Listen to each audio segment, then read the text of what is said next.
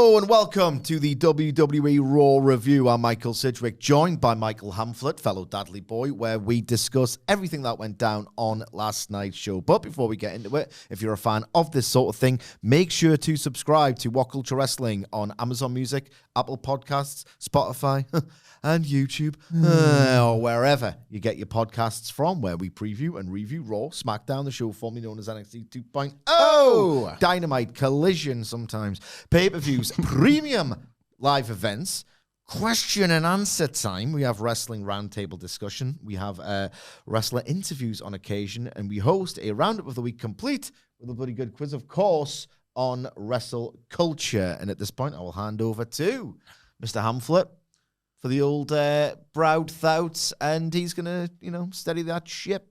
Browd Thoughts, it's a weekly right? Weekly privilege. The old longest running weekly episodic ski.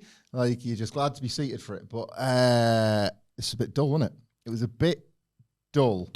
A bit light on actual content, which is weird because, and we'll get obviously into the minutiae, but I think I would assume that you felt the same as me. One of the things we were most excited about in previewing the show yesterday, it fell quite flat. Yeah. And if for nothing else, the fact that this WWE have a problem with their own design, ultimately, the SummerSlam build being shortened to about 3 weeks on account of all the ridiculous shows they put in place to counter-program AEW, has, if nothing else, created an urgency around this card. These match graphics flash up and everything is relatively fresh because it's only been booked over the last sort of 2 or 3 weeks or as a result of the last couple of shows. Yeah. So nothing for SummerSlam is feeling particularly tired. Good. However, it feels as if there's just not that urgency and energy that you could get from 2 weeks. Yeah, like a spark. 2 weeks of TV time, 3 weeks, I guess, at a max, if you're coming off the back of the PLEs from last week, should be a benefit. In this era of churn till the work is done, it's often too long. There's often too far to go between these shows. 3 weeks should be a bit of a treat. Oh, we've only got 3 shows to fill. Yep. We can do that for every single story. The match graphics feel fresh. They haven't really interacted. This is pretty cool. And I felt like there was a lot of balls dropped here.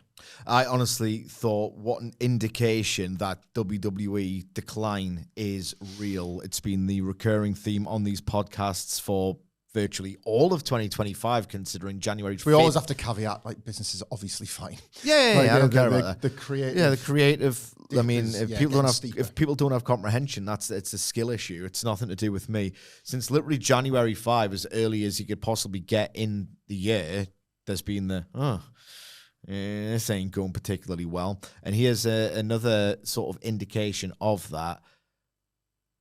And again, I'm getting in front of potential counter arguments for, the quality of the show. If people want to bargain for it, more than welcome. Here's a counter argument to that. A lot of people were adamant that around WrestleMania 41 season, the build was too long because it's been sort of shunted out until the end of April. It's just simply too long. That might have worked as a defense if the stories were all fantastic, but they just sort of petered out at the end and they started to regurgitate the talking points and the plot points, etc. That wasn't the case. And now it's too short. It's not enough time to really build anything. I mean, what is it? It can't be both. Yeah. Maybe the product at large isn't particularly good. And before we go into the minutiae, let me just say one more thing. Start looking after your own house. Stop counter-programming. Stop. See, I'm divided about this following point that I'm going to make. Again, this is before we go segment by segment, because part of me thinks, right, that this Legentil, is it Chris Legentil? Yeah. There's a guy called Chris Legentil, very influential in PR. I've been told, or I've heard rather, that despite the fact that he's had a more formal move, he's still very much overseeing the PR operations, and the accusation is that he will leak certain stories or to the media, state media as it gets called, will ask certain members of state media to, or persuade them to push certain narratives. It's new PR, isn't it? NU PR. Yeah, this is the new way it's done. Yeah, to sort of both flatter WWE appease WWE fans and to drag AEW's name through the mud. Like, you'll see, here's an example. WWE have got great plans for this star that just got a little bit of critical acclaim recently, but isn't necessarily on TV. Remember when they were thrilled with Natalya because she got a few raves around Bloodsport? Oh, yeah. And then the report came out of, oh, God, yeah, WWE high on Natalya. What the hell has she done? Nothing. Since, like, literally, like, I couldn't even remember. She wormed out in a battle royal. I was going to say she's been worming out. She's been worming out in a battle royal, but that's just one example. Here's another, and I do hate myself for bringing this up on this podcast, but it does genuinely speak to a broader point. I woke up. Can I get back to sleep? No. Great. I'll just start Raw early, and then like halfway through, yeah, I'm bored of this. I'll have a quick scroll through Twitter, and Ariel Helwani has Eric Bischoff on the show. Ooh. Eric Bischoff, who tanked TNA, and who, when he was good for a brief amount of time, what were some of the tactics deployed by Eric Bischoff in the early months of the Monday Night Wars? Revealing Raw results from tape shows. Yeah, and, burying them and all the rest of it. Using Turner's deep pockets. Yeah. To sign away. But basically, WWF was bad in his eyes, and you were told this on Nitro. Yeah, apparently AEW has spent too long with its chest puffed out, saying they're going to bring down the competition, and you wouldn't catch the great TNA doing that. Bischoff was saying, that there is like a chance. Actually, he says, provided they get the right media rights deal, TNA, that in under a year, they will become the number 2 promotion in the United States. What I'm hearing. The number 2 promotion in the United States. He is not the first person to say this. The usual suspects of state media, who, by the way, I do and don't agree with this Legential thing, because I think a lot of them are marks who just love the Fed and would come to their defense even if they didn't get this email from WWE PR that might or might not have been sent. But here's the thing that I'm getting at, right? So now it feels like Bischoff is towing this line after the genuine, earnest success of Slammiversary and the attendance and what have you, right? The idea that TNA is en route to becoming the number 2 promotion because they drew, 7,500 or whatever it was to New York City when AEW's just done, 25 to 30 in Texas. Doesn't count, Sitch. Come on. I mean, it's just a joke. And if this is happening, conditional, if there is, because I feel like sometimes it's a bit paranoid, and a lot of these people who you see spouting this nonsense, I honestly think they would do it off their own backs because they just love the Fed and love standing up for the Fed that much. If, in fact, this is a carefully coordinated PR campaign and they've just been rattled beyond belief that AEW is getting a bit of critical acclaim, they've drawn some decent houses. They've got the media rights deal. They've got the money and the resources to compete for talent. And it's like, this is coming back a little bit and I can't handle. Usual suspects start making more noise than they have been over the past 12 months. Again, if this is a coordinated PR campaign, not that I want you to stop making a fool of yourselves, I would strongly suggest that you just look after your own goddamn house. Because when you're wasting your time doing this, and you are rushing pay-per-view builds, and you are presenting the women of your company as a shield with which to just siphon conversation away from AEW, and then that PLE gets in the way of what's SummerSlam? Second, third biggest show? Third after the Rumble. Yeah. Third after the Rumble, but it's 2 nights. It's a huge show. Second by design this year, Yeah, exactly. And now what's the build? What is this build realistically? Like, there's one segment on the show and we're going to arrive at it very quickly. That was a monumental disappointment. If you just stopped this bollocks, which, by the way, is making you the heel. Massively making WWE look like the heel. This optics battle is not going well for them. If you stopped doing this and looked after your own house, which you largely did, yes, there was counter-programming, but in 2023 and 2024, it was as if WWE was relatively unbothered by AEW, which was failing realistically. Not failing, but not succeeding massively. Does the entrance of Bad Bunny at Backlash looks like it gives a toss what else is happening in pro wrestling? No. Like, you know what I mean? As a single example of which there were many. Yeah. Like, you know what I mean? It's just like they're getting defensive and gotten to and paranoid. And at this point, it's having a detrimental effect on the product. You cannot tell me that I is on the ball creatively with this stuff. It's so dry. There was a segment on this show where if you just try to tell this story without any of these other concerns and just pumping out shows and getting Goldberg in, like, for the sake of it, to try and pop a number, to deflect attention and all the rest of it, you'd have a better product, I'm sure of it. The reason why I say this, I had very rarely have actual expectations for WWE, a sense of excitement, anticipation, right? I did yesterday. I was practically rubbing my hands together gleefully at the prospect of a verbal joust here, and it was so drab. Yeah, I don't disagree. We're going to get to that imminently because it is the opening segment of Raw, but like, just to build on your point, really, I try on these podcasts like to shield folk from maybe my true leanings as a wrestling fan, but I tend to skew WWE, keep it quiet. And I feel like I've watched enough to see when things are trending upwards, when things are trending downwards, when ultimately the company is coasting a bit. We can disagree on when those times are, but what I'm getting at the moment out of WWE, and the boom and the crowds and the whatever, the commercial success, it's reached the point where like them maintaining that obscures this creative malaise is what I would refer to it as, a real malaise. Like, why I was, and it's increasingly becoming past tense, like it did in NXT, a fan of the way Triple H books, is because whether it's a 2-week build to SummerSlam or a 9-week build to WrestleMania, as long as you know those things and you see those things in advance, then you plot accordingly, and that's what he was very good at. So it didn't matter. You wouldn't notice what the gaps were between shows because things had been planned. And yes, that might mean that a story wasn't going to make it to that 5-match PLE because it was going to make it to the next one, or that was going to be a video package week on Raw rather than an actual angle or a development or whatever, even just the re-establishing of the premise, which I know he still does. It's the fact that nothing didn't feel tended to because the work had been done. The plotting, for better and worse, that's always a very useful word because I think we can apply equal parts positive and negative connotations to that. The plotting was done with these destinations in mind, the way that you should always tell these stories. You've hit upon something here.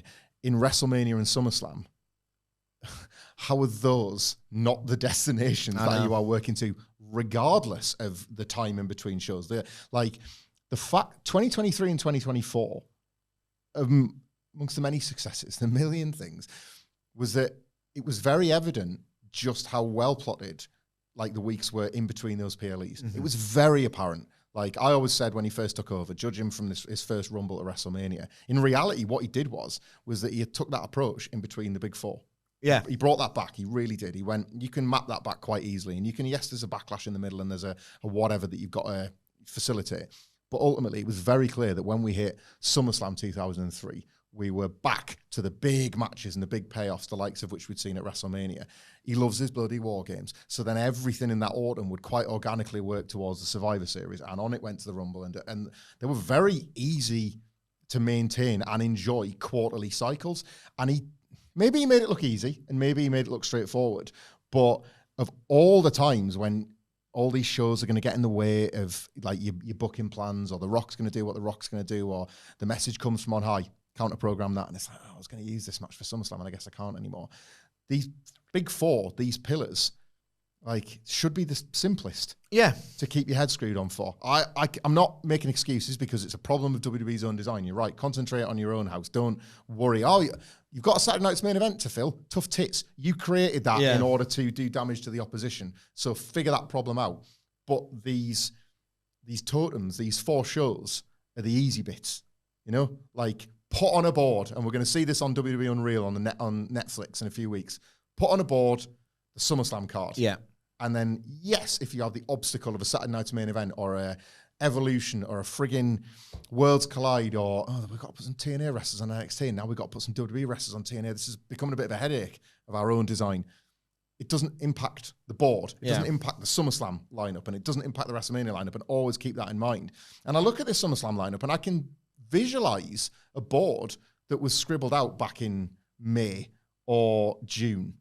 But how is it that now we're here, they've gotten so slapdash with all of it? And it's an unspectacularly bland episode that I think is worse than a disaster. it's wrestling. It's a weird industry. You're almost entitled to a total turkerino sometimes. One of those nights, and this can be WWE, AEW, either of the both companies, where sometimes just everything stinks. Yeah. You know those shows? Well, that was a kind of a nightmare. And you can just sort of write it off as a one-off.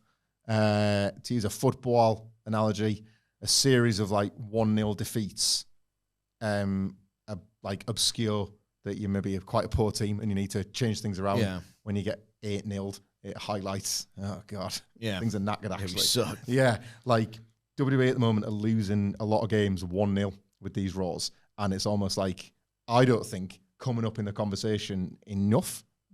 That's our job. That's what we're doing here. We're talking about this Raw. We're not just doing state of the industry, but it increasingly feels like state of the WWE addresses are going to become more commonplace because enough goes on these Raws where it's like, yeah, the wheels are moving and everyone's making money and whatever, but creatively, so dry, off the boil, just so off dry. the boil.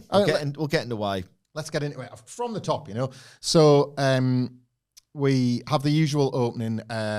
In this case, it's with the Judgment Day arriving, and Dominik Mysterio says, I'll get the car. I'll get a valet for the car. And the valet is AJ Styles. He's in another one of his funny AJ's funny outfits. He's got the cheaters hanging over his valet costume. More of this as Raw rolls on. We'll come back to this later. You love it, don't you? I do. I really do. But CM Punk, who I also typically love, opens Raw, gets a massive response, obviously. Isn't it great to be here? I got it wrong yesterday. It was not LS. The sex toy motor center is actually in Houston, H-Town. He says, isn't it great to be alive on a Monday here in Houston?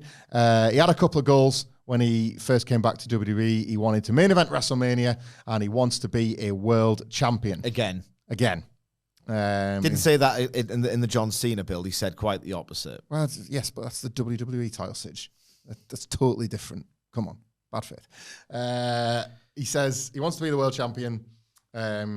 Gunther is one of the best wrestlers in the world. And as a result, I'm looking forward to getting him there with him. He gets up close into the camera and he says, I'm not promising a win at SummerSlam, but with everybody's support, I promise to leave it all in the ring. I'll give this match with Gunther everything I've got. He then goes on to talk about how Gunther has never been in better form. He's like a two-time champion. He spent all this time with a title around his waist, 666 days as the Intercontinental Champion, and now he's the world champion. But and I might have only had this match for 2 weeks, but I've been training for this match my entire life. I'm not just any other wrestler. I'm not just one of the best wrestlers right now. I'm the best in the world. Gunther's music hits, and he comes out to interrupt. Punk does that thing where he closes the gap, which is, I think, always quite smart from a blocking point of view. So Gunther's got to get in the ring, and there's like an immediate intensity between the two. And I'm the same as you. You're getting pretty excited. Here we go. 2 weeks till SummerSlam. They kind of stare each other down. Gunther goes to say something, and the fans, he's got loads of heat. So he kind of gets cut off. He allows himself to get cut off by the fans. And then he goes down a different tact. So already I'm thinking, this is pretty cool. Whatever they was going to bring up there, he's able to change it on the fly. What's he going to say? And they're saying, like, you tapped out. It's in reference to, obviously, this, I think it was Sami Zayn, wasn't it? And, like, the... Jey Uso, wasn't it? WrestleMania. And just this idea that Gunther is beatable, I guess. And that's in the air. And Gunther's scowling at him. But he didn't come out here to throw insults. He didn't come out here to have any drama with CM Punk. You're not too different to me, Punk. Like, you're not here to make friends. You're here to make money. And you're here to win championships. But we both can consider ourselves the best in the world. We've both got big egos. But yours is based off what all these idiots think, and mine is based off results. All I focus on is what happens when the bell rings. And when the bell rings at SummerSlam, I'm going to make you wish that you never got in a ring. I'm going to choke you out. You will never be champion. You will never be the best in the world, because to be the best in the world, you've got to wear this belt, and I wear it.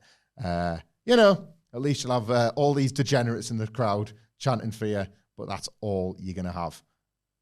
And then Gunther's music hits, and he leaves, and Punk doesn't reply, and Raw rolls on, and it's the go-home Raw to SummerSlam next week. Odd. So bizarre, this. It felt really weirdly, abruptly ended, abbreviated. They basically said nothing to each other. Like, I understand that on some level, right, The premise is halfway refreshing. It's a story about a big title match. Checks and championships. Checks, championships, element of competition. Don't force a grudge where it's not needed. But spice it up a little bit, season it. Yeah. Like, where's the... I don't know. Maybe they've run out of ideas, generally, because I don't know what the hell this was. It was so flat, drab. It didn't feel like they were building a major match. And like that was odd as well. Like, even before they said next to nothing to or at one another, it was I don't know if it was a weird crowd. They loved Roman at the end, but this didn't have the, like, holy chance or, like, the sense of, I can't believe these guys are interacting. They loved Punk and they hated Gunther, but they seemed less interested in Punk versus Gunther. Yes, exactly, yeah. It was just such an odd thing. They said, again, next to nothing to each other. Oh, you think you're the best in the world? I think I'm the best in the world. It honestly felt like the sort of thing that when I first start reading, like, the internet when I'm younger, and the internet tells me sports entertainment is bad. That's the fantasy booking alarm, so the memory alarm, if you can hear it. The old memory alarm. This is the kind of promo that I might have wrote for an E-Fed or fantasy booked in my head when someone who I perceive as an authority or someone like more in the know than me with better opinions, who I aspire to be like, it's like, oh God, this cartoonish WWE rubbish. Couldn't it be more like this? And this is the most, again, conceptually, I like stories like this. This is just a really dry, flat, abbreviated execution of it. And again, when I say maybe they're running out of ideas, the idea of the smirking Gunther who knows what to say to, like, just be that woodpecker on your psyche. And, like, he gets the big match advantage because he's already pissed you off. He's already lulled you into mistakes you don't even know you're going to make yet. That kind of, like, domineering heel champion, you know? That super athlete who's kind of won the game before you even get on the grass. Yeah. Like, you know, the Sir Alex Ferguson of professional wrestlers is Gunther, you know?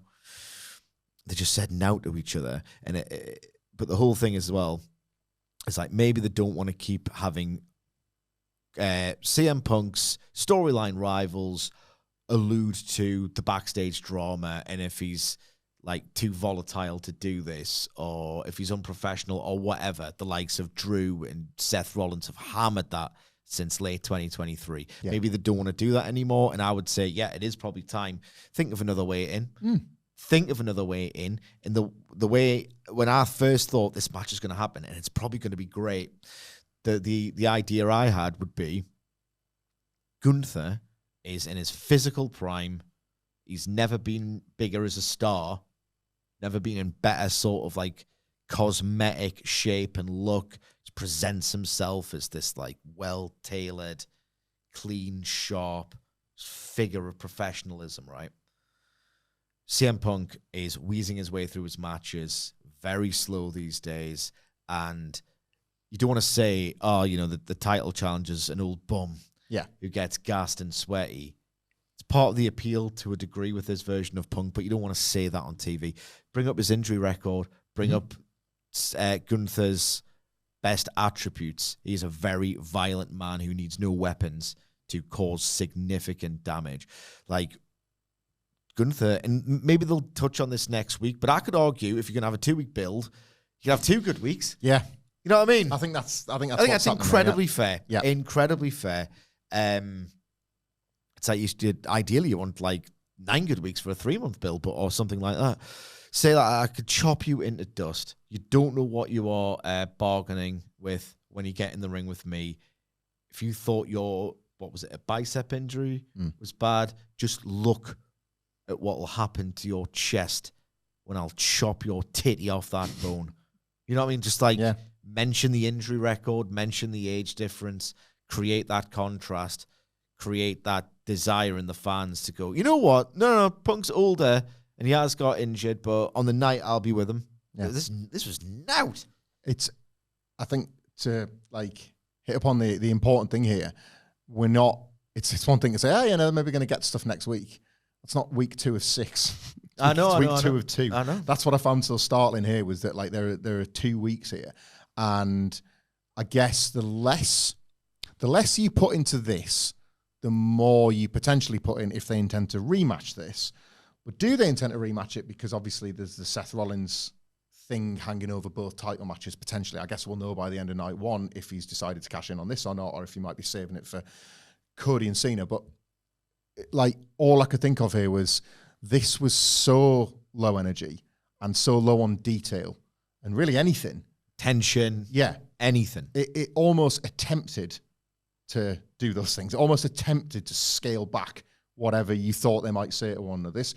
This felt like it not, I don't want to say bad by design, but it felt like it was low key by design. Does that make sense? Like it was like, you simply do not put a Gunther and a CM Punk out there without creating an a 2025 Gunther especially, without creating an expectation that these two are going to say really cool things to each other, delivered in the best way with the most excitement ramped up. They are wrestlers that, Saudi Arabia notwithstanding with CM Punk, broadly just don't have off weeks in this particular environment with a program to sink the teeth into and cool things to say. Yeah. They don't really have, and I'm not saying everyone's got a perfect record, they don't really have off weeks, and they certainly don't need to when you've got 2 weeks. And I'm thinking, like, have you really done this on purpose to just stock up next week's promo? To like, have they tried to, and this is not me being generous by the way, because I didn't like this. I was really, really disappointed by this. Yeah. But if I'm trying to attach a reason for what we saw here, was this, very few people silence CM Punk. That's sort of the point. But Gunther did. And was this a failed attempt to make CM Punk have that like Dark Knight of the Soul moment where he has a bit of a hello darkness and a bit of a, oh crap. And then he has 7 days to fire up, and next week he gets in Gunther's face, and Gunther wasn't quite. I didn't get that at all. Me neither. I'm just like, was that the point? You know, like I don't know. I don't know what they were going for. Like, I've got absolutely no idea what they were going for. All I know is it wasn't executed particularly well. And if I've got a reason other than, I don't know, I just don't know what they were thinking here, bro. No idea. Like, maybe Punk's confidence has been rocked heavily by the Saudi Arabia stuff. And, you know, like, class as permanent, form as temporary. Like, I think it's one thing to say CM Punk might have just lost it in the ring. Gunther's his best chance of being CM Punk again, you know? But, like, maybe he's just having confidence issues in interviews because he had a nightmare in Saudi Arabia. Whether he, you know, denies it to himself or not, chronically online. He must have an idea. Even if he's not online, he'll know, because he's quite switched on. He'll know what the reception would have been, even if he is not actually sorted out by logging on. You know? Maybe he's just like having not the best time mentally, professionally, because my God, this was nout. I don't like it'll be all right on the night in general. No. That's a wider problem with wrestling, but I especially don't want that with a match like Punk and Gunther. No, it's like that's kind of the. It's home run. It's such a. It's the worst case scenario. What is it? What's the American a layup? Yeah, it's a layup, and they're gonna fire wide from the slam dunk. Yeah, it's a tap in. Gonna hit the corner flag from a tap in. It looks like. Indeed, we will see next week, I guess. But bizarre and flat start to some, like, and I think it was a tone setter for this Raw as well. I think these fans just weren't into much. They were into. Wasn't it a complete sellout? I was, like every ticket sold. And they weren't loud for much. They were very loud for what we had next. There was a backstage interview with Stephanie Vaquer. She was asked by Byron Saxton about Chelsea Green and the Secret Service, but before she can get into that, she's interrupted by Naomi, who rocks up with the women's title and says, get ready for me at Clash in Paris, because I'm going to win at SummerSlam, and then you're the number one contender. Not really taking Vaquer seriously, ultimately. See you in Paris, because I don't know why I should worry about you when you can't even beat IYO SKY. I cashed in on her. She's no trouble. And Stephanie Vaquer is like left to ponder this. More on that later on. We go to Sheamus versus Rusev 2. Which resembled Sheamus versus Rusev 1 in that it was hard-hitting, played out mostly to silence.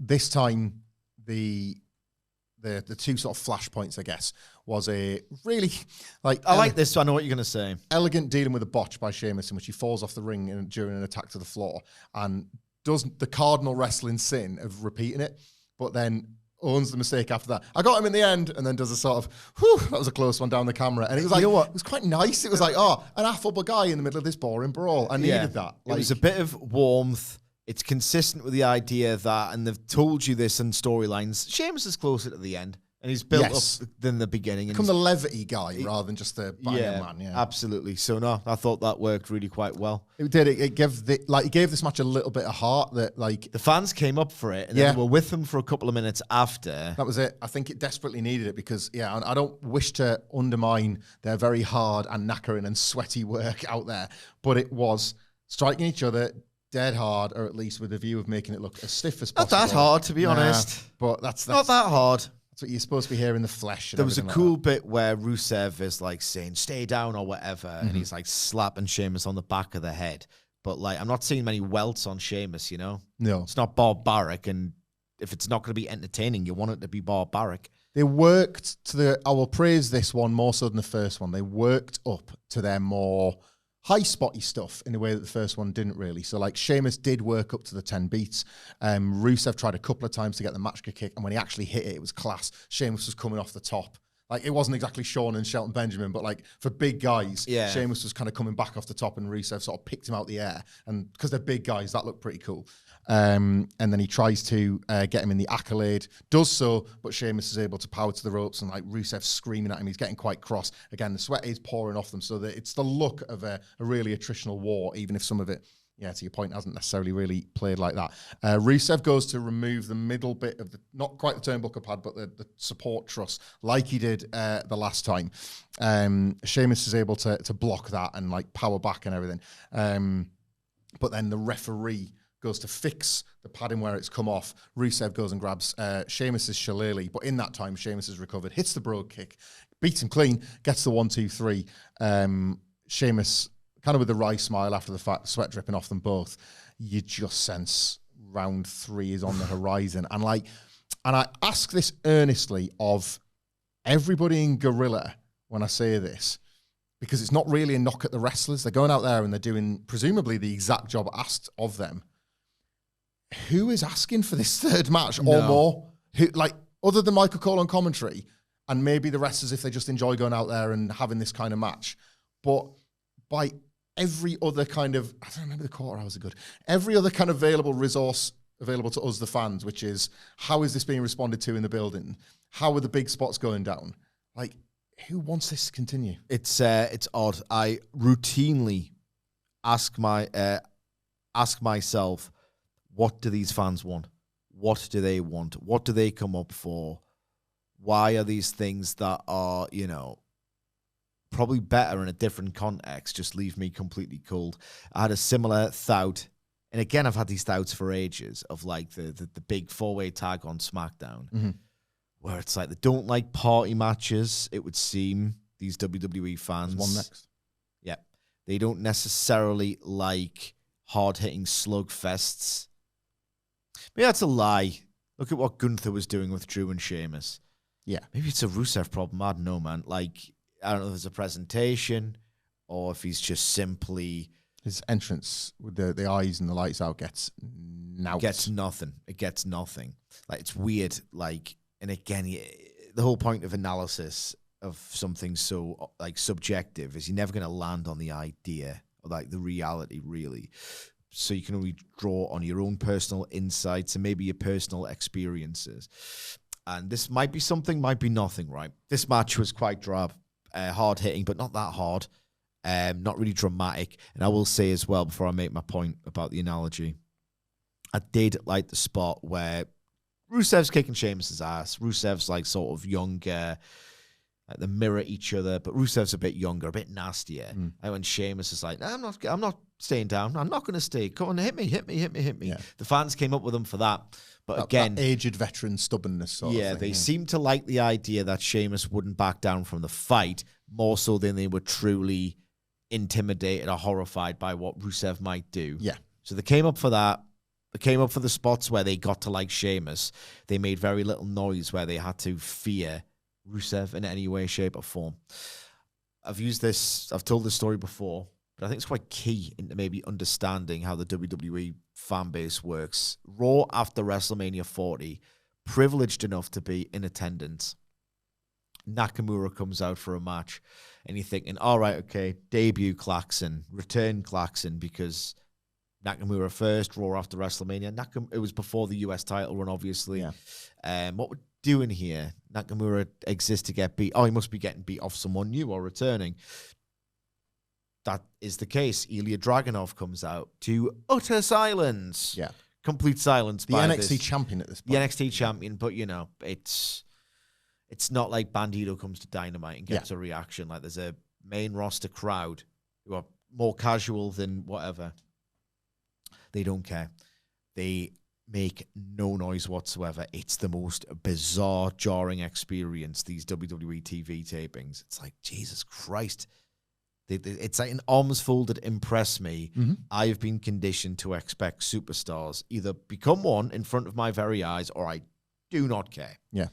Well, we've got high standards. Okay. But someone in earshot of me when Dragunov was going for a second German rolled their eyes and was like, just like Kurt Angle. Like, the idea that they don't like rip-offs or, whatever. Maybe that's of just... whatever their first one is literally as well. One human being who I overheard, but maybe there's something that maybe... Getting a lot of Boss Baby 2 vibes from this. You know what? Maybe it was a little bit reductive. Maybe they see Rusev as someone who does something similar to Gunther and not as well. And we already have a Gunther. Do you know what I mean? Yeah. Maybe that's it. I don't get it personally. I mean, to be fair, a lot of it is how many promos has Rusev cut? How good is the story? Yeah, the character developments. I said this weeks ago. Yeah. Like, there are different ways ultimately to present wrestlers, and Rusev from early on was badly lacking character development, and the matches weren't going to cut it, and the gaps. Like, you cannot, in the way that this WWE works, I don't think, you can't just like have him come out one week and then give it 3. Rusev, you have to apply different standards to different characters, and there's just no real grasp of what makes WWE work as well as it does in this current Rusev character. Yeah. As Miro, it speaks to a more pro wrestling minded fan base of this guy is a total killer, Hoss, throwback to like the squash merchants of yore. And he's got this cool sense of, and I said it at the time, like a screenwriter's grasp of dialogue, but he also have a little bit of patter thrown there where his hot, flexible wife, who would have multiple sex sessions with in one day. The contrast was amazing. Yeah. Yeah. There is nothing sports entertainment-y about this version of Rusev in the world of, yeet, zero, miedo. He doesn't have a catchphrase. Mm-hmm. He doesn't have that same, like, these are just genuine pro wrestling characteristics as well. Like Gunther's smug prick, bury your favorites, I'm better than the people you cheer for. Like Rusev is just like this wanderer who's come into town in a mood. It's like the WWE fans aren't going to give a toss about this at all. Yeah, and as well, it's not the momentum. It doesn't exist, let alone have a chance to build. Like, this is not me advocating for some sort of return to the bad old days or anything, but I do think you cannot apply Triple H. This is a fault of Triple H. You cannot apply the same framework, the same staples that you like to everybody. And that's obvious, right? You can't book Roman Reigns like you book CM Punk, just for example. He doesn't need to be told that. But the things he is applying to Rusev are fundamentally black and gold. Not what have gotten Rusev over in the past. Like, if you look at his 2014, like, he came in the Raw after WrestleMania, and we're in August now. We're virtually at SummerSlam. A WrestleMania at SummerSlam run. He'd beaten like 10 guys and was either en route to being or as good as a US champion level wrestler. That was like, he's kicking ass from jump, and he's not losing. And it was basically what Triple H had done for him in NXT. You keep him on TV every week, and like very quickly you have no choice but to move from jobber to the stars to mid-carder.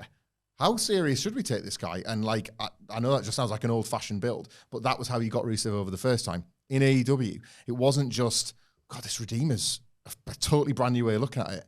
see you in 6 weeks. Yeah. No, there was more of it next week. And it was like, what's he going to say this week? Who's he going to beat up this week? It's like... And like this character is proven to benefit from frequency of how dangerous he is. He beat up Otis and is in a 2-month-long 2-match feud with Sheamus. Yeah. That's not enough content for this guy to get over. No. Or for anyone, really. Well, some can, is what I'm saying, but definitely not Rusev. Like you're talking major level stars or like a very select few less is more guys, of which Rusev has never proven really to be one. Look at like the stuttering death of his AEW run was as much because he was noping that creative, and then that would mean a disappearance from television. And it killed his aura and it killed his momentum. It's just, if you think of it from the lens of a WWE fan who, at this point, mostly with the Fed in terms of who they like as baby faces, what they like about baby faces, what they gravitate towards as heels. Like, they seem to like or buy Solo Sikoa in disguise as a clown. Yeah. Like daft Dominik Mysterio, like daft, broad, funny, ass showing heels. Or like arrogant, domineering, look like King Bollocks, like Roman Reigns and Gunther. Yeah. Rusev's returned. This a guy who went somewhere else and went a bit weird and a bit cold and distant with some cryptic words that, you know, they must think, what the hell's this? Yeah, well, and we've gone long on this, but I think it's interesting because there's often weeks where we don't get to discuss what might be working or not about Rusev, and I think this is evidence, again, of what isn't. I always think of that John Cena, Becky Lynch conversation. Who are you? I'm the Irish lass kicker. What's that? What's that? Like, Rusev's the Irish lass kicker at the moment, isn't he? There's the eyes in the video. He's a Bulgarian brute. He hits kind of hard. There's no kind of like, what's the connective tissue between anything. There's disparate wrestler bits, aren't they, at the moment with Rusev? You got that 1 week where he was Redeemer-esque, and then they seem to get rid of that. The Redeemer worked as a continuation and rejection of the best man. And it's like, oh, I've been on the wrong path. Yeah. I need to redeem myself. God told me to kill. It's like quite scary. Like people, like when people say they hear God in the head, you think, well, they're going to really hurt someone, because they're not. They're just completely, they're maniacs. He's like, it's a similar thing with Blake Monroe. It's like, oh, she's like 50s, isn't it? Yeah. Olden times.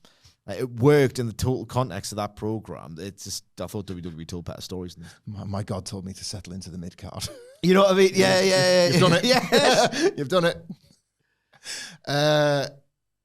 Corey Graves. Have you ever seen that Key and Peele sketch about the MMA fighter who hears voices? No. I'll show you. It's great. Miro works. It's like, oh God, that person's going to like mess someone up, but it doesn't work in this context. We switch gears to a clip from Unreal, which is the most boring that show's felt, because from the trailers, it's pretty exciting. You're looking forward to seeing the old whiteboards and how John Cena makes the magic happen and all the rest of it. And the sneak peek is just the clip that we saw from the Rumble where IYO SKY is entered in the Rumble last minute because that was actually part of the story. I really enjoyed fast forwarding through this. It was odd. That 10-second button got loads of play. Yeah, loved it. The clip. Anyway, Bayley is backstage taping up, and Lyra Valkyria comes in, and it's revealed that Bayley has kind of taken a play from the old Charlotte Flair book and got herself a tag title match tonight with Lyra. She's buzzing. She's kind of patronising Lyra Valkyria. Lyra Valkyria is not best pleased. She's prepping for the Intercontinental title match at SummerSlam with Becky. She doesn't really need this. What game are you playing here? And Bayley's like, the only game I'm playing is winning. See you out there, partner. And more on that later on. Sticking with the tag team division, we go to a triple threat number one contenders match. It's the LWO versus the Creeds versus the New Day for a number one contenders shot at the tag titles.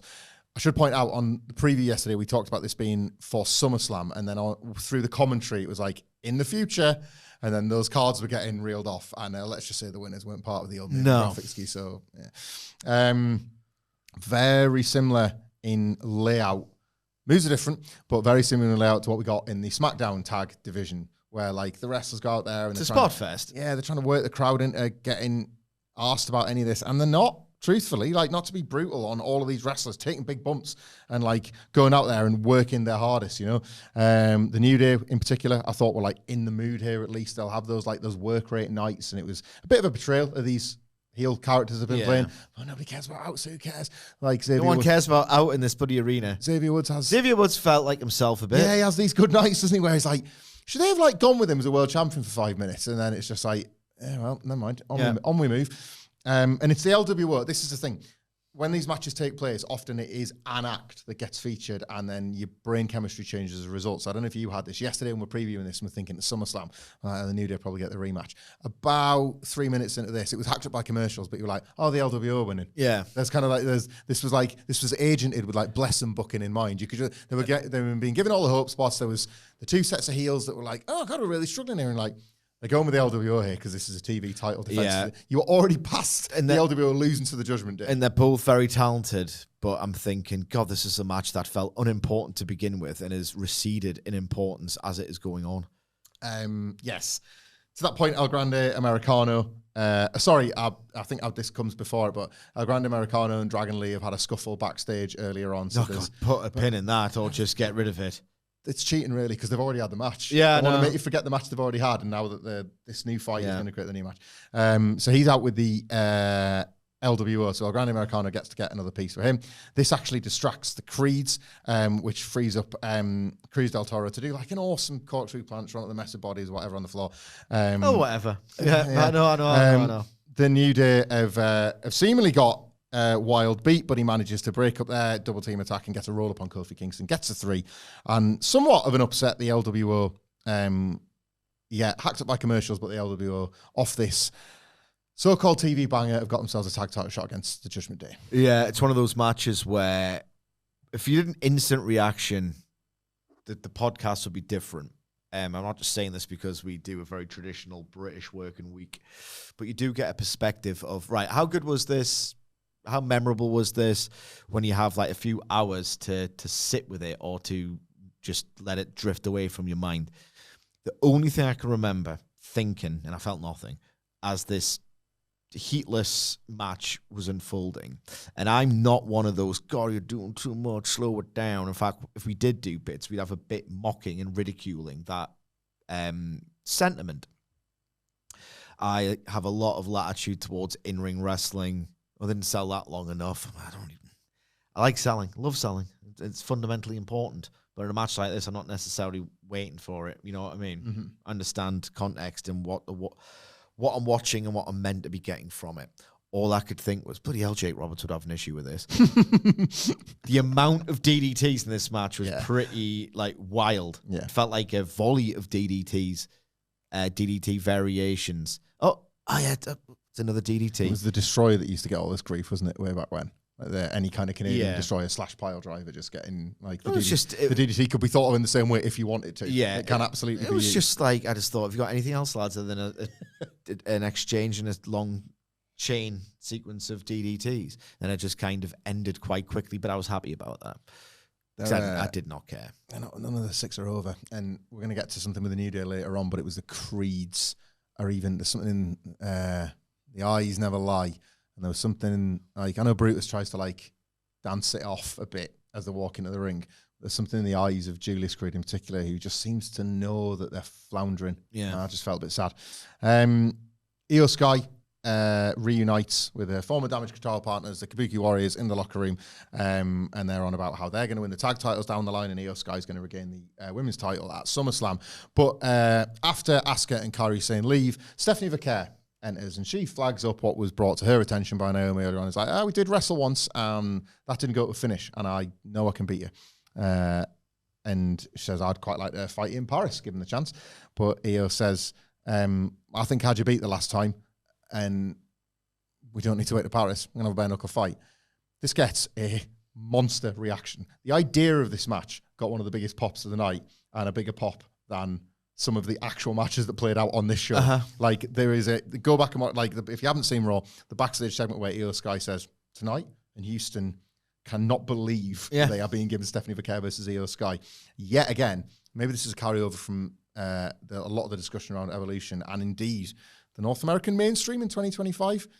The women are carrying things around. Yeah, these are the stars. The stars. Actually, as opposed to what we've just gone into detail about with Rusev and Sheamus, they actually want to see make it to the ring as well, which is like that bit that is so missing from so many of these men's matches. There's a highlight video of what happened at WrestleMania where Paul Heyman betrayed Roman Reigns to tee up the main event segment with Roman's return to Raw. And Dominik Mysterio is still saying that he can't get to... Adam Pearce is saying, can you go and see medical right now? I want to get you cleared. I want to get this AJ Styles match off. But he says, I'm a bit busy. I'm with Roxanne and Raquel. They've got the tag match tonight against Bayley and Lyra. But who's in the background? Mopping the old floor. Mopping and sweeping. It's old AJ Styles. And he's mopping and he's listening in the background. Oh, frick, I missed the spot. Oh, I gotta go back. And Dominik goes off, begrudgingly goes off to medical to see if he can get himself cleared. And the New Day walk in and he's like, hey, watch it there. I'm mopping here. Don't be slipping now. And then the New Day is like, what the frig's going on in this company? Like, our lives are falling apart. AJ's a janitor. Everything's gone weird. And then... Grayson Waller walks in and says, good news, guys. Austin Theory's injured. 200 pounds of dead weight off my back. 8 Town Down Under is finally finished forever. And guess what? Now I can be the third man. Big G. You get it? I'll get the car started. You guys get a shower. I'll be waiting for you. We'll all be better than ever. Everything's awesome. And then he leaves and the New Day kind of like Ava when greeted with a task. Yeah. What? Like, what do I have to do with this? Like, this guy who's been their friend for weeks. Good news. Friendship confirmed. Actually, friendship ended with Austin Theory after years of building to it. New Day are my new best friend. Now they don't like him anymore. Big G. No, I think they like him. It was just a sort of, that was abrupt, but we'll go with it. That was what I was inferring from them. I mean, that's certainly how you could assess the rest of this segment. I was pissing myself laughing at this. What's going on? Is Austin Theory injured to the point where it's like, I don't know, man. No, I mean, what's going on with World Wrestling Entertainment's lack of creative flair? That's what I'm asking. This is as good a, this reflective of bigger picture stuff. This shocked me. Because Levesque, hack, to a degree. Actually, no, he's just a big hack for me. No degrees would you about say that's it. what all three H's are? Yeah, hack. Hack. I literally couldn't count to 3 then. Count to 4 instead. But yeah, it's one just as a bonus hack for how much of a hack I think he is. Count from Sesame Street. 1 hack. Are we talking, when did this tension between Waller and Theory begin? From memory, I think it was just... Almost as soon as they started teaming. I think it was like just after WrestleMania 4, Savage had won the title. Yeah. It's ridiculous. It's insane. It's been going on and on and on and on and on and on, and now it's just done. Maybe Levesque has thought, back burner this for just 18 months. Just keep it ticking along. You need to look after that one. You need to keep that Maybe, one safe. The people... She's sleeping. She's sleeping. The people I perceive to be dumb marks, I'm not saying you are, I'm saying Triple H thinks you are. There's a key difference there. The people Triple H thinks are dumb marks are, if I keep doing this every single week the same, they'll confuse it for long-term storytelling, and I will get the critical acclaim, which I need for sustenance, the approval. You know what I mean? Yeah. And then maybe he's just thought at some point, I mean, that match just ain't big enough for one of my beloved PLEs. At least do it on Smackers. What else are you going to do? Yeah. Like Mally Black versus bloody, I don't know. Running back Mally Black and R-Truth. Do you know what I mean? Black Truth 2. It's not as if SmackDown is so overflowing with wonderful ideas and just endlessly compelling must-see match combinations. Just do it on SmackDown. It's the least these 28 AstroTurfing Austin Theory fans deserve. Impossible to know until we hear reports, I guess, if Austin Theory's injured or not. This didn't illustrate if it's a shoot injury or a work one. But from what I'm aware, he's, never mind Austin Theory, he's getting Steve Austin pops over on a main event. So I guess I'll finally be able to take advantage of those. Wild how it's just like, that's it. Feels like I've been living in their world of breakups. Didn't they build this year's NXT title match around it? Yeah, they were both in the triple threat against Obafemi and Feb. It was Valentine's. And that was already 12 months in the making at that point. Oh, God, yeah. What? They won the belt at WrestleMania 40, so it was by that summer where they were starting to... Terrible fracture. Terrible booking. Really bad booking. Terrible booking. You could even... do some pretty grim speculation, but not on this podcast. We won't. Some proper stuff, thankfully. Becky Lynch is out, and she's saying that she shouldn't even really be here. She's supposed to be at the premiere of Happy Gilmore 2. Instead, she's stuck in Houston. But she's got to, because she's got to address some important business. People are saying, everybody's saying it, that she had the slickest victory of all time at Evolution. She's not wrong. Yeah, it was awesome. It's a pretty cool thing to highlight. Awesome, that finish. And it was great for me because I held everybody down. And it's at this point you realise, alongside the red leather, she's accessorised it with some yellow wrist tape. Yeah. So she's playing up to that thing. At least I'm honest about what I do. Unlike Lyra Valkyria, it's clear that she's just trying to take opportunities. I see she's got a tag title match now and she's fighting me. Who would want to have 2 belts? Which was a good bit. I thought she ruined a bit by saying, except for when I did at MetLife Stadium, which is actually where we're going for SummerSlam. I thought you could have let that one breathe, actually. But then maybe not. Maybe I've got to be fairer. Like, that was 6 years ago. There are people in the building that are like, I've loved Becky Lynch ever since she first existed in 2023. Or something like that. Maybe, yeah. Fair. But like, a good bit, I thought. Who makes a big deal about having 2 belts? Very Jericho-pilled. It was a bit. I will give you that. But like, it used to be great at it. Yeah. And Becky Lynch is loads better. She says she's made Lyra a star, but the free ride ends at SummerSlam, just like the trilogy will. You should do what you did last time we went one-on-one and agree to never challenge for the title again, as we sort of discussed in the preview yesterday. Lyra comes out and accepts, but she wants it added that there's going to be no count-out and disqualification. A street fight, John. That's basically what it is, isn't it? Becky says this is the most important match this title's ever had. So out of respect for the title and out of respect for me, Lyra, shake my hand. And Becky puts the hand out to shake. Lyra goes to shake it, but she immediately catches it. Becky's going to try and sucker punch her. Belt flies out the way, and Lyra hits Becky with a manhandle slam. And before we can really move on from that, we go, and obviously there's a reason why at the end of the tag, we go to the women's tag team title match between Roxanne Perez and Raquel Rodriguez versus Bayley and Lyra. But your thoughts on this segment first? It just felt like a means to an end. Like, a means to an end. It wasn't particularly electrifying or, whatever. Lyra, really strong in the ring. I admire her ability to, because she's done it a few times in the longer promo segments, not necessarily this one. She's just de-watted the arena at times. Right? I still think she's got a more Bayley trajectory than a Becky Lynch or a Mercedes Moné trajectory. Like, I just cannot see her headlining WrestleMania. I don't think she has that big star presence. I know what you mean. There's like, I don't know, there's a passable element to her promos where I think I can't help but be a little bit patronizing. Where I think she's tried really hard at this. Long way to go as well. And a long way to go. Oh, sorry, no, hang on. There is plenty of time left for her to still find what fits as like a top star character. Yeah, I don't think Bird Lady is the completed Lyra Valkyria. I mean, obviously not, but it's just something about her. I don't know, man. Just not really particularly charismatic. She doesn't seem particularly confident. Her acting leaves quite a lot to be desired. Her role in WWE is a bit like confused by the goings on. Can't believe this is happening to me. I know just the way she emotes and reacts is very not a TV wrestler, if that makes any sense. I suppose if they were a bit more elegant, there's definitely she touched on this in the build to the triple threat, but you could still do more with this coming out with SummerSlam. This idea that like they use Bayley and Becky's like political maneuverings as a storyline and just be like, I didn't realize just like how shark infested these waters were. I came here to wrestle. I became the Intercontinental Champion. I thought I was just doing things the right way. And I've ran into these 2 well-established figures who have just tried to like chew me up and spit me out, basically, And you can maybe do something that coming out the other side of SummerSlam, with or without the Intercontinental title. The naivety could work in her favor, I guess. This exasperation that she's experienced and thinking, how are these brick walls like that I'm facing? It's like a less funny version of the Kevin Owens bit. Yes. Of like this landscape. The universe doesn't make sense. It doesn't make sense, and I'm getting really like irate about it. It's a less funny version of that sort of thing. It's hilarious. Yeah. It's good stuff.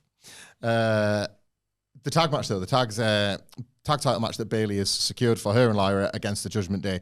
A lot of the story of this match is Raquel and Roxanne dominating and starting to build in some of the double team moves, either similar or they're kind of like the same ones that like Raquel and Liv used to do. So like a lot of their offense was Raquel chucks Liv places, and you get a little bit of that here. Like there's the sort of double. There were some cute moments. The Razor and Kid stuff.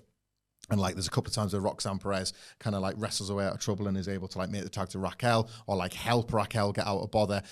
Bayley is kind of playing the faux cheerleader type. She's really hamming up the baby facing. So we got the same gear and everything, but Lyra keeps selling this frustration. Like she goes for a tag where she's about to looks like she's about to slap her. Yeah. But then Lyra flinches like, no, I'm just going for the tag. And Lyra's rattled because she's obviously her head's elsewhere. It's in the Becky Lynch match. And Bayley kind of knows that. And you sense that Bayley is toying with her a little bit, but they've got a needle thread here because they do want to win the tag belts, and the match plays out like that. Ultimately, I was kind of lost at all this, to be honest. It didn't. I don't think it fully worked. I think it was a bit ambitious in what they were trying to do. But I thought Roxanne and Raquel had like quite a good night as a tag team. Again, they've done a good job of like enhancing this chemistry as tag team champions for the obvious Liv Morgan return down the line.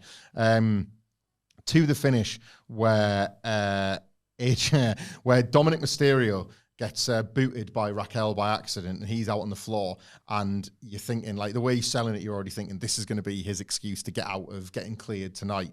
But when you just know it, guess who one of the medics is? Bloody AJ Styles, Sidge. Brought his cheaters with him, so he can resuscitate Dominik back to health. But in all the chaos and distraction, it turns out that Becky Lynch, who was attacked at the end of the last segment, is actually stuck around at ringside, and she kind of crawls out from under the ring and drags Lyra Valkyria off the apron, sends her into the steel steps. That leaves Bayley prone. She gets Roxanne Perez with the Bayley to belly, but doesn't realize that Raquel Rodriguez is the legal woman, and she hits Bayley with the Tahana bomb for the 3. Yeah, I mean, this was fine. I guess I don't know where Bayley's coming from as a character. So it's they've said previously that the commentators mentioned it. She hasn't won since she's come back, and she's getting desperate. Right. So at this point, she's trying to get Lyra to win for her. Yeah, in a way. But she's picking a partner that she knows, but she doesn't like, and then she's going to turn on, even though they've already established that they don't like each other. It's manipulative at a minimum, isn't it? I just find the whole thing a bit odd, to be honest. A bit busy, I think. Bit busy. I don't really get where the Bayley character's coming from, or if she does turn on Lyra, don't you already not get along? Yeah. Odd. Very, very odd. I will say, right, action-wise, man, I'm either watching too much wrestling per week, and I have done for a few years now, or this just happened to be not a great match, or whatever. Like, you know when Roxanne Perez goes for that second split-legged moonsault. Yeah. Never in a million. I'm just thinking, I just missed this one because she got the first. You're already 3 spots in front. Yeah. This is not one of those miraculous carry jobs for the ages because there was nothing to recover. It was more just a nice match that played out, wasn't it? No, it was just, I don't know. Like, as soon as you go for that second split leg, it's like, it gets counted. You're a heel who's gone to the well once too often. Like, it's just wrestling, and it just happens. No water in the pool. Wrestling just happens in front of you every single week, and they're always too bloody long, these matches and shows. Happier news. AJ Styles popped me. Yeah, he's good. I much prefer AJ Styles as a clown than this version of AJ Styles who I keep being told is waiting to dust off the genius of old. It ain't happening. Certainly not in the Fed. And I saw some people rage against the way that AJ Styles was booked last night because, not 24 hours earlier, he was presented as this TNA living legend, this royalty, this architect of everything cool that you see now. And then he's doing 3 separate outfit costume changes for a running gag on Raw the next night. AJ Styles has got a certain type of charisma, dorky, goofy, like funny almost in spite of himself. Can you even tell if he's being funny? Does he know? He's dressed up in like the most ridiculous cartoonish outfit. He's like, tell me again why this is funny. Yeah. He's just got that kind of comedic quality to his character, and I find that easier to believe in than the idea that AJ Styles is some great. I mean, he was not anymore. Yeah. Not anymore. I thought he was funny. I've always liked AJ as this idiot character. Sick to death of watching matches where the crowds are as flat as he thinks the earth is. Yeah. Like, it's just nice to get this instead. Yeah. And Dominik's perfect character for that as well. And the rule of thumb is, yes, at this point, they're not building this if Dominik isn't cleared, right? Yeah. Obviously, this is happening at SummerSlam. But the so often wrestling, the solution to its malaise is staring it in the face, but it never goes that route. Because Dominik cannot wrestle, right? In storylines, and obviously for a while in reality, right? But they're still maintaining that for the heat. Because Dominik can't be in the ring and can't win a meaningless match over wrestler X or wrestler Y and have AJ, he's gonna get him. Oh no, he has to run away. Yeah. You are then, it's like the Austin 97 model, obviously nowhere near as effective, pancakes, waffles, people, of like, all right, well, let's be creative with it. What else can we do to build your character and to develop your storylines without the wrestling ring, which is so often a crutch? Yeah. Wrestling's better without the wrestling in it sometimes, isn't it? Some of us have been saying that for a long time. Speaking of which, we do some talking with Sami Zayn. Jackie Redmond is with him in Gorilla. What a bad night for that guy. Yeah, he's heavily taped up, and she flags what we did yesterday. Like, hang on, wait, he's supposed to be out indefinitely. I've seen enough wrestling in my time, so that means more than 2 weeks. He says, yeah. But I've decided to come back this week because I'm sick of this dragging on any longer. It was enough to take me out the gauntlet last week, but I can't keep listening to Kross talking the way he's talking about me being a liar. He's getting in the way of my goals at this point. Like, I can blame him for not being able to be in that gauntlet and potentially get a world title match against Gunther. So time to deal with it regardless of how I'm feeling. We briefly go to Dominik Mysterio getting threatened by Postman Pierce that if he doesn't go and get cleared, he's going to be stripped of the title. So, like, that sort of carries on as a show-long thing. And then we go to Sami Zayn versus Karrion Kross. And, you know, Sammy's got the old tape ribs, so Karrion goes for them. Like, it's all shots to the ribs, the small of the back. Sami fires back. There's a suplex in there, but Kross just gets Sami, grinds him back down again, stomps away. And then the fans start to, Senator! The fans start to kind of, it's not, again, it's a bit like Punk and Gunther. They're not dueling reactions. They're just two reactions happening. They'll cheer for Sami, and then they'll cheer a bit for Kross. Like, this is that thing. To a tiny, like, Kross gets a tiny degree, bro. Kross gets a bit of a reaction, but it's always least of all when he's wrestling. Sami Zayn is a massively over babyface, and this match is bad, but he gets a reaction for just being an over babyface. Kross hits him with punches, hits him with chops. Sami sends him back into the corner, gets some punches of his own. Sorry, just to interject, 'cause I will forget this. Please do. There's a point when... Put myself to sleep here. There's a point when Corey Graves is... Obviously, he's the commentator, and he's commentating as Karrion Kross is on offense. And he says, that's what Karrion Kross needs to do to get into this match, you know? He needs to be methodical. He needs to slow the pace down. He needs to hit him hard and be violent. I swear to God, in that moment, I thought Corey Graves was going to say, yeah, it kind of has to be boring before checking himself. Yeah. You know what I mean? Gotta do this. I mean, I'm putting words in his mouth. Maybe he wasn't going to say that, but it felt like he was trying to finish that thought and then realizing you can't say that about this guy. I've used methodical too early. Yeah. To that point, Sami Zayn at least allows Raw to roll on by doing something cool for the first time of the night, where he does the Arabian press, he points to the sky. That, like, since Sabu passed, he's built in as part of every week. That gets a big response. Come back from the break. This is weird. He comes back from the break and everyone's turned the phone lights on. It's like I didn't know what was going on with this. Maybe they were just bored, rigid, and thought, let's entertain ourselves. Did it, and then it, like, Mexican wave type thing. Don't know. Kross suplexes Sami Zayn. Sami's fighting back, still selling the ribs. Sami gets a tornado DDT, but Karrion Kross is able to take back over. There's no real sense of momentum here. It just switches back and forth constantly. He rips, and Karrion Kross does tears at the rib tape at this point, so he's exposed them now. Puts Sami up for a superplex, but Sami is able to block, and it's a sunset flip powerbomb. That was quite nice. That gets quite a hot too. Scarlett, and I think this is sometimes why Karrion works. Scarlett, has this massive pipe. It's not like a weapon that you could hide. It's not like a brass knucks, is it? It's massive, right? And oh God, how are we going to get away with this one? So she tries to get in the ring, and the ref's like, that's a huge pipe. What are you doing? And then when he admonishes Scarlett, she then leaves the pipe behind. So the referee's distracted with Scarlett. Kross gets the pipe, just smashes him with it, and gets a 3. This is not a good match. but it's the win. It's what I was talking about yesterday.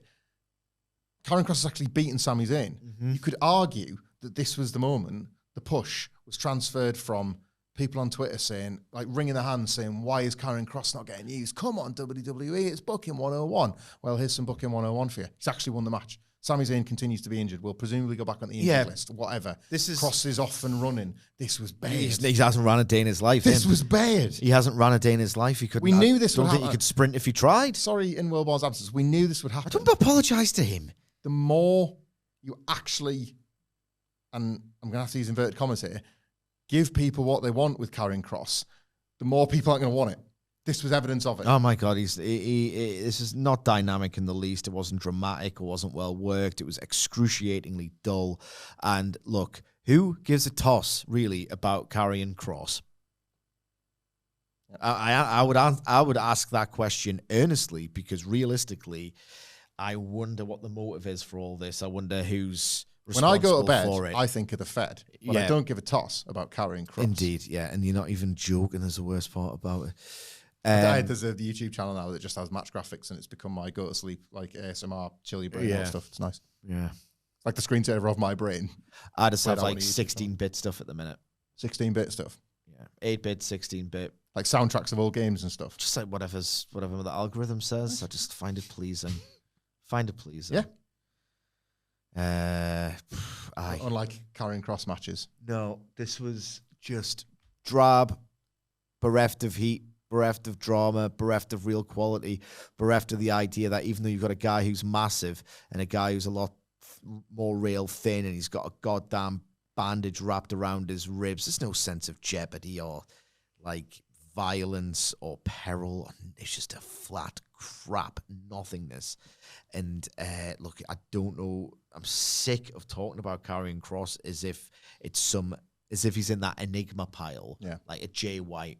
Is it ever going to work for him? Sometimes he's great, sometimes he's not. He's not very good. Almost objectively not very good. And he can talk all day long about, does this mean he's getting a push? Or is this warranted? Or is Triple H finally putting his money where his mouth is? That is the wrong way to look at this. The right way to look at it is Sami Zayn is on his way, surely, to winning the Royal Rumble. And they've been telling you, ever since he lost that Intercontinental title, he wants the world title. And it's this slow, long march towards that happening. Karrion Kross shouldn't be beating him. Yeah. Even with the out of the injury, and he's returned too quickly, and they couldn't have laid it on any thicker. He's the most recoverable as well on the whole roster. But it's just what a bloody terrible side quest this is. Yeah, didn't like this. Did like what was next. Dominik Mysterio reveals he has been cleared by clattering AJ Styles from behind with the Intercontinental title, so that's now set for SummerSlam. I liked it. Really fun little mid-card feud, this. Yeah. I was saying... I think it's the most chance AJ's got of getting over in a stadium. I also still think this ends... I still think my Paris thing's going to happen. I think they rematch this in Paris. They should. Both. So you get 2 over events. If you think about WrestleMania, Dominik was that like freakishly over babyface. That might happen again in MetLife, which means they might want to run it back in Paris for AJ to get the same thing. Yeah. And then you've had 2 like white hot Dominik AJ matches. Loud and fun awaits. And we got some on this Raw, thank God, because it was IYO SKY versus Stephanie Vaquer. The fans were tentative at first. This is a lot flatter than I thought it was going to be. Well, so something I observed pretty early on is that the moves happened that were not quite as good as you expected, and then people started gooning out over Stephanie Vaquer. No, stop this, Sidge. That gooning thing. Get over this one. Get over this one. No, I won't do anything of the sort. She would stand in the ring and she would grab IYO's hair as if to do a move, and you could feel. And I'm not talking about the erections, the swell in people's pants. I'm talking about the swell in the audience of, we're going to see the devil's kiss. I don't care if you think it's a sex thing, right? They're excited to see an offensive wrestling move done. And to that point, I think Stephanie Vaquer knows this. And the way they integrated this into the match felt like an earnest attempt to switch up how to do this and it not be... So, like, not everyone's a stinking dick out pervert, right? Like, it's just become an over move from an over star on the ascendancy. They're counting. They're not making Booker T cum noises anymore. Yeah, right? But it's still, we know what they're doing with this. And, like, look, I expected this to be a lot more hot throughout. Maybe they should have built it. Maybe they should have saved it. I think the heat would come in waves. as opposed to just being hot throughout, because there'd be an exchange of moves.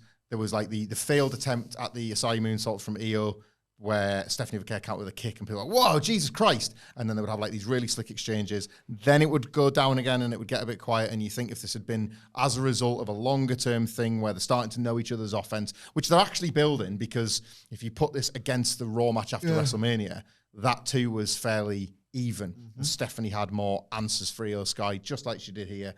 But what we got was yet another screwy finish. So there's this idea that every TV show now, they are, but there's one a week again. It's a bad habit. But yeah, there was a couple of like, I just thought like worth identifying really great moments that differentiate this from these bland all action tag matches we have. There was the dive from IYO into the missile dropkick that took them both back into the ring, where again it's just like, got you here, I'm going to take you there, I'm going to get you there. But then Stephanie Vaquer has that like really strong counter game that she uses, and she's kind of wise to the flying stuff because of her experience all over the world, I guess. So like even IYO is getting shocked at like when Stephanie's able to catch her and just hit her with that like rapid fire German suplex off the capture. Again, it's one of those moments where the fans actually come up for it. The Devil's Kiss having been like honestly, watch this match back, because I get where Sidge is coming from, thinking it's all just spunk related. But literally, when she stands in the ring and even motions to grab her hair, you hear the audience go, huh? Oh, we're going to see the full glimpse of her arse. Because that's what it is. Or it's just excitement as if it was a Stone Cold Stunner. They just want to see a wrestling move. It's not all Pornhub, right? Like, they just want to see this wrestling move. And then when they get it, Stephanie Vaquer almost like has to surprise IYO with it. Why? Because IYO's constantly got the counter. She can hear those fans saying, they're going to do the Devil's Kiss. And IYO's like, I don't want that to happen. That hurts. So Stephanie instead opportunistically does it on the apron, and then he uses the leg strength to roll her into the ring and like finish off the 10 because it's 10, because it's counting, because it's a wrestling move. And then she finishes her, yeah. Good stuff. I'll give you it when you deserve it. I just think the sex thing is wildly overstated. Give it 45 seconds. It's not wildly overstated, bro. Wildly overstated. It wasn't when it was disgusting in NXT. Booker T made it a sex thing. It's not that anymore. But the match is thrown out because Chelsea Green runs into attack from behind in this. If you go on Instagram and Twitter, like if the algorithm tells you, oh, you like pro wrestling, like you will see that. You'll see the reactions to it. I don't know. I hear pops in a building for a wrestling move, and then people counting 1 to 10 as if they do. I feel bad. I feel bad about saying this, right? Because I do think Stephanie Vaquer is phenomenal, like phenomenal as a pro It's the real deal at this point, isn't it? I think if she can get that reaction by building up a new move that isn't the Devil's Kiss, I'll hold my hands up. Okay, but you know what they're doing with it. But you need an over move to get going. What are they doing with this, Edge? I'll tell you later. Chelsea Green. Chelsea Green runs in to attack from behind. Secret Service are out there as well. IYO fights back with Stephanie Vaquer, and they're kicking all the heels' aces. And then Naomi runs in and pushes IYO SKY into Stephanie Vaquer, which takes her back out of the ring. No, your mum's fine, son. She was just having a crisis of faith at 11 a.m. last night that caused her to cry out to God. Okay, Dad, that's you. It's a sex thing, bro. And Rhea Ripley arrives to make the save more for IYO than for Stephanie Vaquer, but the three are in the ring. Rhea gets a massive response. All these babyface super over. I think this Raw being as flat as it was made for a good night for the women's division, because all of this felt big. It felt this match at SummerSlam feels like one of the bigger ones on the card. Rhea, you saw again, you got that visual of Rhea and Stephanie Vaquer, and you're like, that's got WrestleMania written all over it. The prospect of Stephanie and Naomi has been built for Paris, but the potential of IYO getting the belt back means you get a match with a definitive result if they do Stephanie and IYO in Paris. Double Deeks now. Double Debbie Deeks with Double Debbie Deeks. Sorry for the 3 days there. So you've potentially getting back to Paris with these. Like, so nice plotting and good preservation of like all the kind of key figures here, I think. Yeah, there was like... This is what I like. There was elements of the match, certain exchanges that I thought were real goddamn good, but I'd expect more from these two. A bit more. Maybe by design again. This isn't the WrestleMania main event. I have no doubt whatsoever if these two ever headlined a WrestleMania, it's going to be awesome. And the sense is... Maybe this is reaching, bro, but maybe the deliberate intent of this match was don't go out there and give them your best. You want to start threatening to do that, and then we're doing the DQ. It's how the old heel breaking the match thing used to work before the whole thing got bastardized. Yeah. Oh, you like horrible heel. I was enjoying the match. Yeah. Which nobody's ever truly felt in their heart for 20 years now. Yeah. Here's the thing. I still contend that with this devil's kiss thing, and that's like, it's the Mancurian candidate thing of, all right, time to wake up, because they're doing the move that allows you to see her hips thrust as if she's doing cowgirl and the full view of her arse, which a lot of people seem to think is very nice. Okay? I still contend that Stephanie Vaquer is being stupid, sexy, flanderized. And I mean, that's a good line. You've earned that one. Yeah. I'll give you that. Thank you. Paul Heyman, another one of your favourites, is out with Bronson Reed and Bron Breakker. He does the intro, and then he says, when it comes to Roman Reigns, I want to get some things off my chest. Roman Reigns' music interrupts, and he can't say anything before. This is the main event, by the way. Yeah, main event time. Main event segment. Wouldn't be a match. Jesus Christ. On Wednesday. Roman Reigns makes his entrance. Takes ages. It's class. It's the proper stuff. It's the ones up. You remember why you watch. No, I didn't, because I didn't even watch it. I just went 10, 10, 10, 10, 10. You are insane. The reactions are massive. No. I get gauged the reaction, right? Is there a pop? So I can say, oh, he's still over. Roman Reigns is still over for my expert insight and analysis. Skip.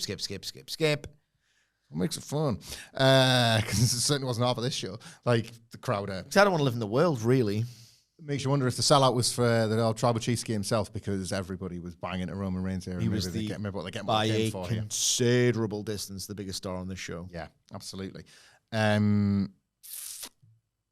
does mention that, I don't want to be rude, having a night with Roman Reigns, but I do need to mention that Seth Rollins is going to be out of action for quite a long time, so there's a bit of a gap here in the old vision ski, the old Greek ski. This could potentially be the worst work shoot of all It's time. funny, isn't it?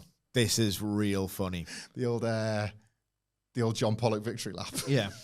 When this is all said and done. And you? Oh yeah, I was with you spiritually, because I was like, Seth Rollins is not a good enough performer to make me believe he's legitimately hurt himself. Yeah. So he's saying there's a gap, Roman. They're looking for a boss. What you want in? We're better, aren't we, if we just stick together? There's fussing and a feuding. I love you, Tribal Chief.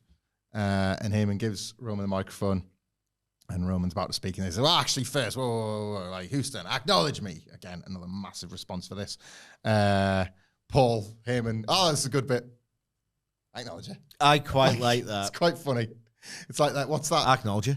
What's the gag where, like, is it in The Office where, like, someone puts their hands up for themselves? Like Gareth, like, says, quick one before you go. Who respects me? Like, Gareth puts his own hand up. Like, Roman stood there. Right? Yeah, nice one, Paul. But unfortunately, he just laughs at him, and he says, what was this? Hey, Houston, what was this guy even talking about? He wasn't saying wise words, because he's not a wise man anymore. He's just a dumbass. Bron Breakker's... I like Roman's got a good deadpan. Yeah. Bron Breakker's absolutely raging. And everyone's like, easy, big fella, easy. Just like, back your dog up. I've just got a couple of things to say. I won't take long.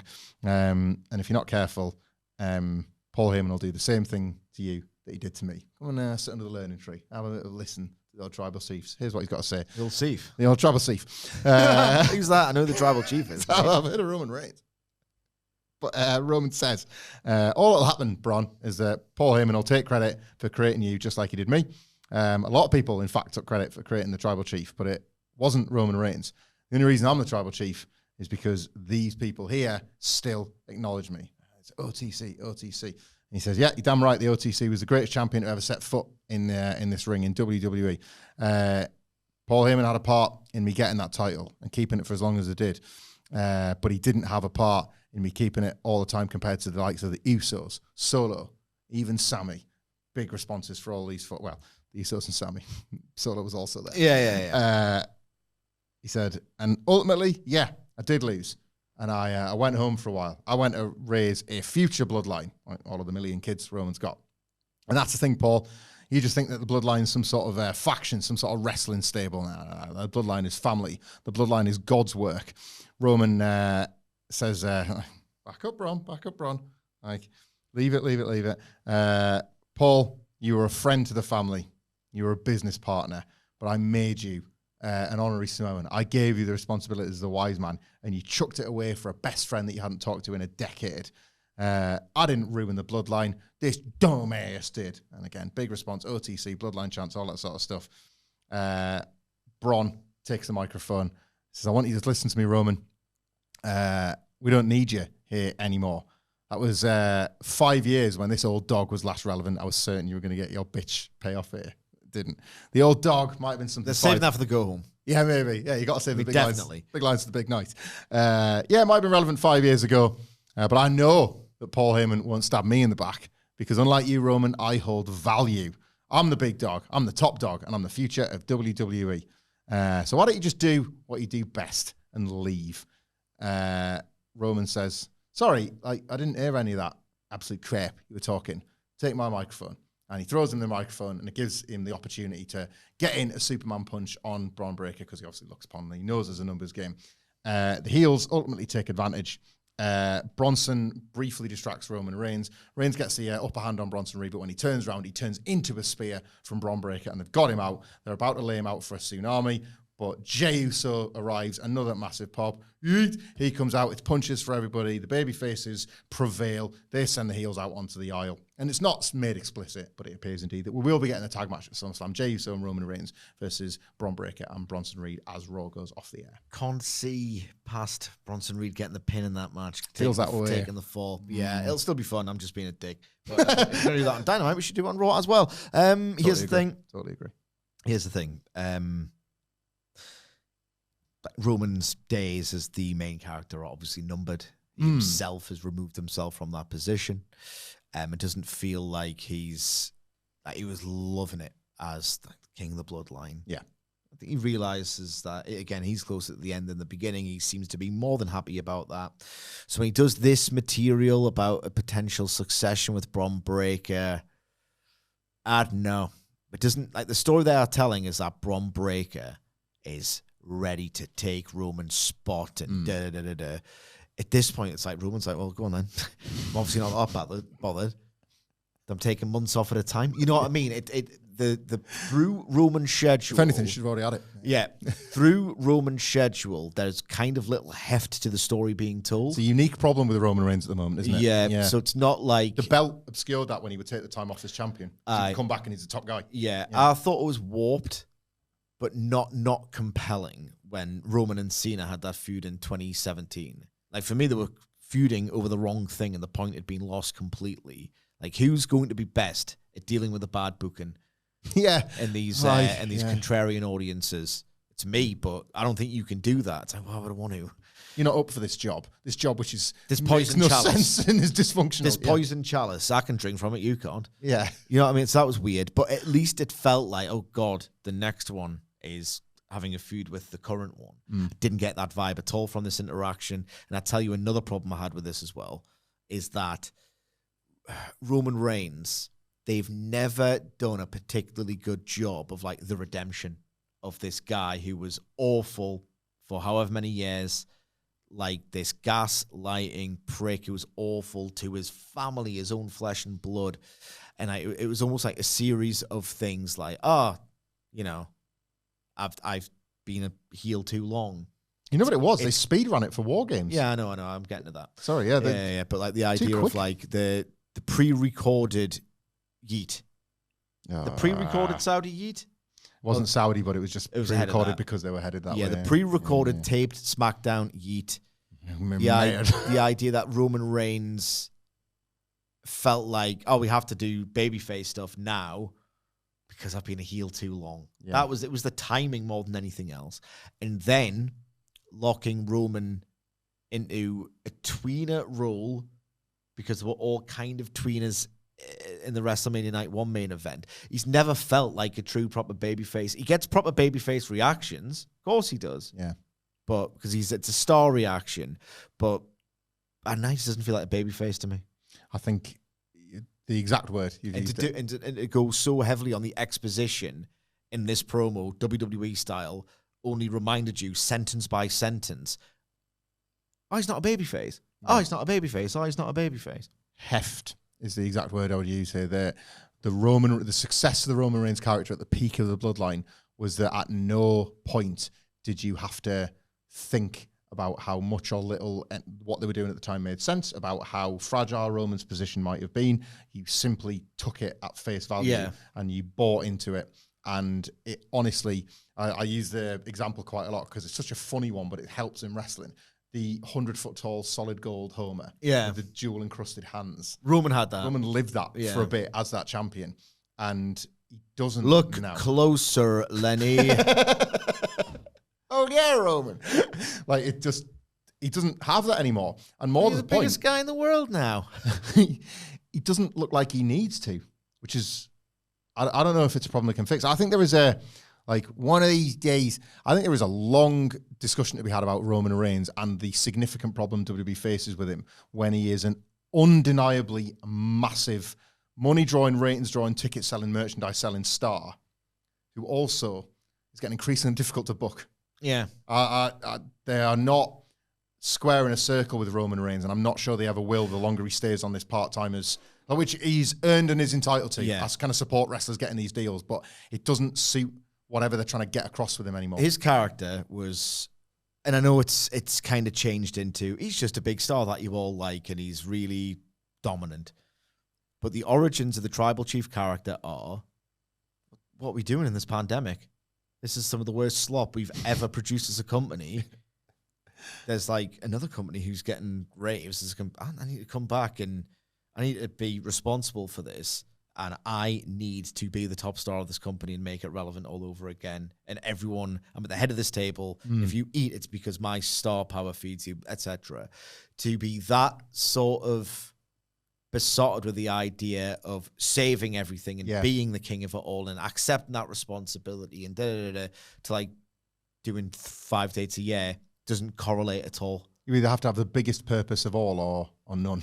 Exactly. That's kind of where we're at. His purpose was everything, and nothing can compare to that level of purpose. And now, like, he could go away and often does, and everything's fine. Yeah. He's reached... The job is done. Yeah, he's done as a character. He's like literally done as a character. Yeah. So this is just side quest, collectathon stuff, and I don't really buy it. It'll be nice. It'll be all right in the night. Watching him and Braun interact will be good. He's a big match player as well. It's just not particularly good storytelling. Well, we'll see if they can fix this road to SummerSlam with the one remaining Raw they've got to do so.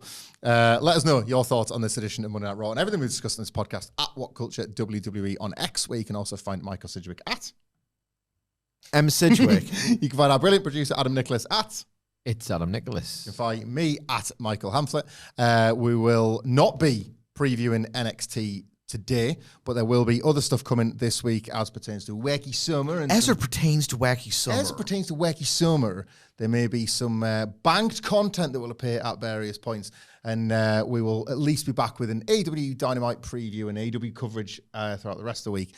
And even if it's just a little me, we'll make sure to get some SmackDown preview stuff in before the week is out as well. Until next time, we will see you soon.